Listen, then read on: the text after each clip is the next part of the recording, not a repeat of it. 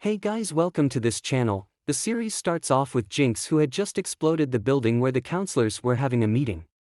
Jace lifted Mel out of the ruins, after which, he proceeded to help the others also.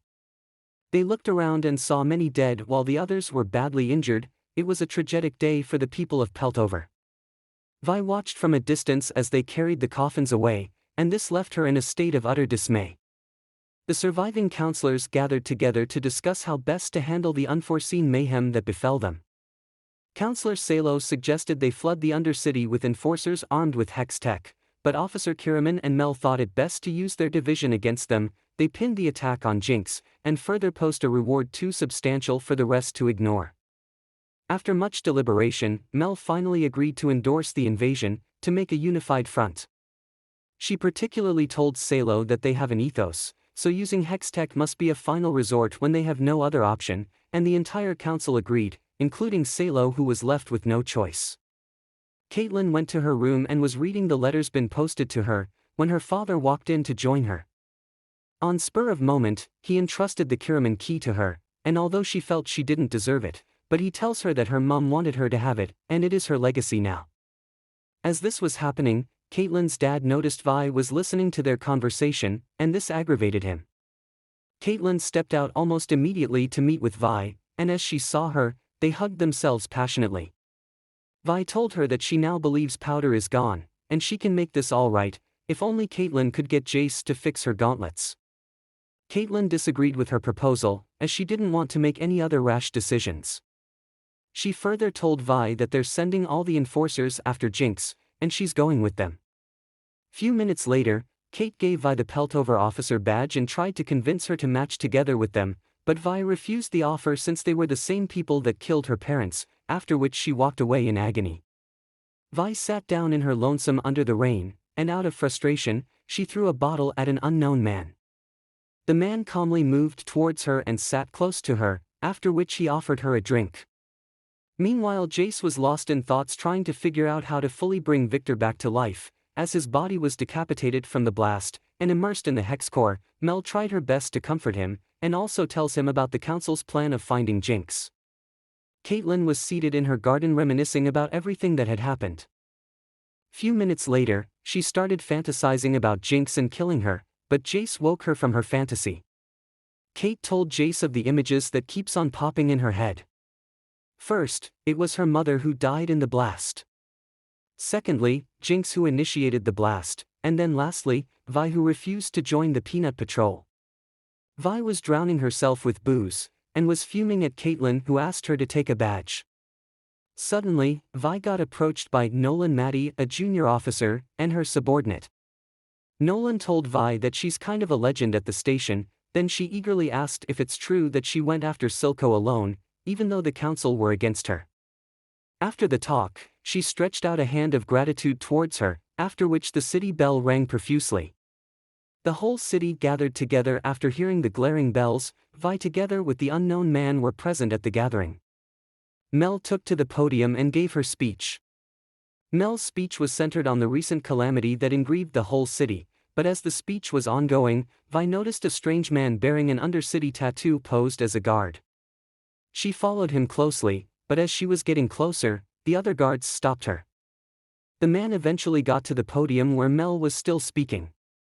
He knocked her down, after which he shot a flare into the sky and the rest of his troops engaged. As this was happening, Jace was also being attacked and almost got killed. An airship from the Undercity approached the toppers, then warriors wearing indestructible suits joined the massacre.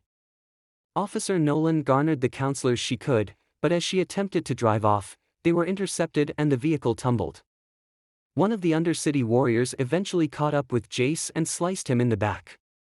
Jace tried to crawl his way out, but the enemy caught up to him. Vi blasted her with Vander's hammer right before she could kill Jace.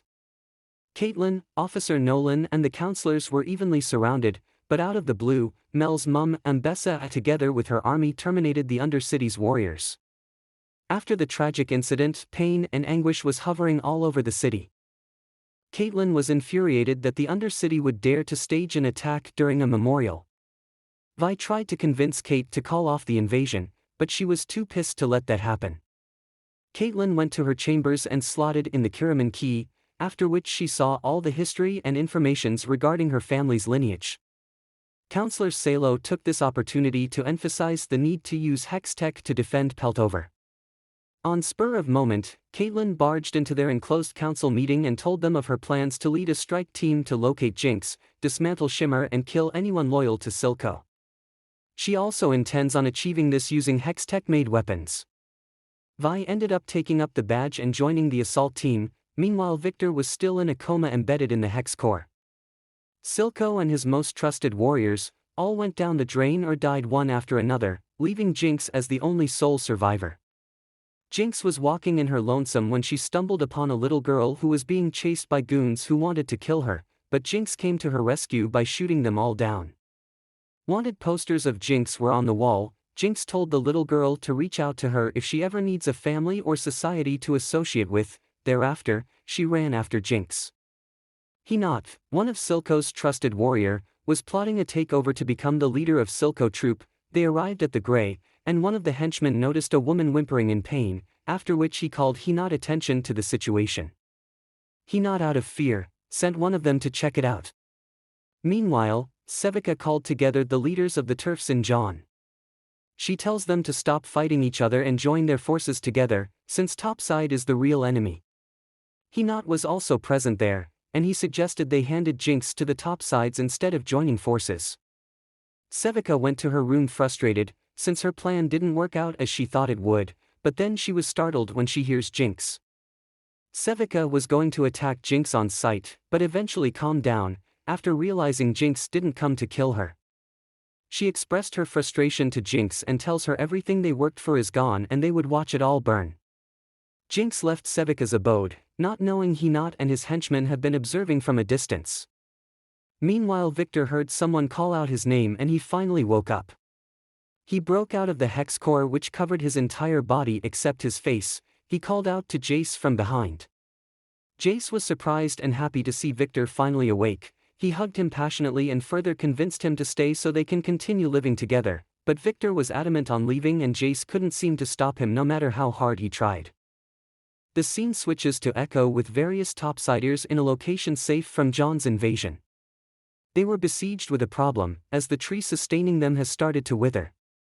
Professor Ermerdinger sneaked Echo into his former lab so they could find a solution to the problem. On entering the lab, Jace almost killed them thinking they were intruders. Ermerdinger apologized for the intrusion, then he introduced Echo to Jace as his new pupil afterwards. Jace observed the smaple of the leaf Ermerdinger brought to him, and he discovered it has the same pattern with the hex core. Ermerdinger also noticed that Victor was also gone. Meanwhile, Victor made his way to the Undercity where the people are badly plagued. He hears a voice calling from the shadows and followed. Jinx is seen creating a mass weapon, but at that moment, her lair was infiltrated by CAITLYN, Vi, and the others of the council enforcers. Jinx attempted to shoot at Vi but her judgment was clouded by her emotions, and her tears fell on Vi's armor which drew her attention. Jinx tried her best to evade them, as she kept on crawling out of sight, then she put on the lights to distract them, while she escaped through the back, but she was bizarrely choking on the gas they invaded with.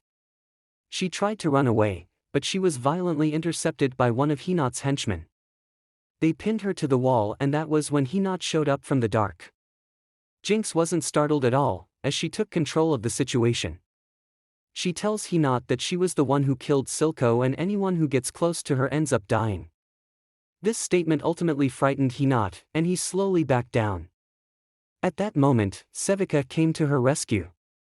She shot continuously at Hinot, which gave Jinx enough time to escape their grasp. Jinx gave Sevica the new arm she was building, and Sevica engaged in a heated battle with Hinot, and it was a battle of the ages, but with the aid of her newly furnished arm, she was able to defeat Hinot easily and completely destroy him. Jinx and her newly found disciple were watching from a distance as the fight was going. Victor kept on following the voice calling out to him, but he was surrounded by commoners who attempted to rub him. On seeing Victor up front, he became ultimately scared, but Victor wasn't pissed at him. Victor used the hex core generated from his body to cure all the impurities of the commoner and healed him completely.